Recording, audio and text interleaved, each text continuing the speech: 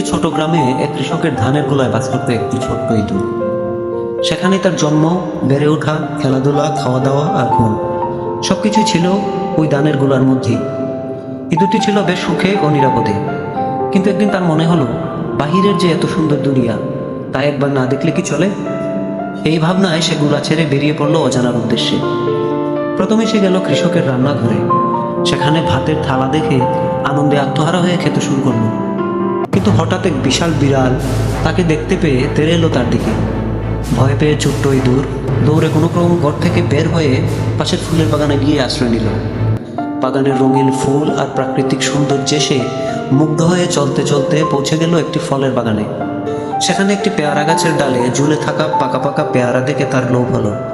সে লাফ দিয়ে পেয়ারা পাড়তে গিয়ে সোজা পড়ে গেল পাশের একটি পুকুরে।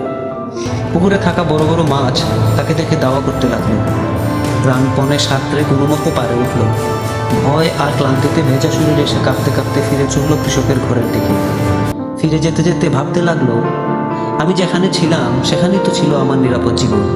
বাহিরের চাকচিক্য আমাকে মুগ্ধ করেছিল ঠিকই, কিন্তু সেই মোহেই আমি নিজের জীবনটা হারাতে বসেছিলাম। এই উপলব্ধি নিয়ে সে আবার ফিরে গেল ধানের গোলায়, নিজের সেই চেনা ও নিরাপদ জগতে। নৈতিক শিক্ষা হলো, অনেক সময় আমরা জীবনের বর্তমান অবস্থাকে অবহেলা করে বাহিরের দুনিয়ার মোহে বিভোর হই। কিন্তু সবসময় বাহিরের চাকচিক্য নিরাপদ বা সুখের হয় না। প্রকৃত সুখ আমাদের নিজের জায়গাতেই লুকায়িত থাকে, যা আমরা বুঝতে পারি না।